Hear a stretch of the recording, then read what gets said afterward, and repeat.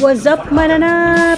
Guys, dahil na-miss ko ang New Zealand, kaya mag-upload tayo ng mga photos at mga videos ko. Throwback to nung 2018 nang pumunta kami sa Agrodome. Very interesting to see paano yung sheep shearing. Sheep shearing, yun yung process ng pag-remove ng mga fleece ng mga sheep. Lalo na pag summer, dahil masyadong mainit na din. So, kailangan i-remove na yan. Tingnan nyo, very amazing. At saka ang behave ng sheep.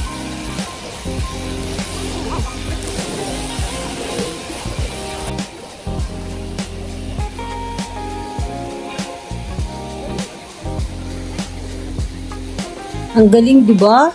Ang bilis, oh. At saka ang cute ng sheep. Masyadong behave. Ma-amaze ka talaga.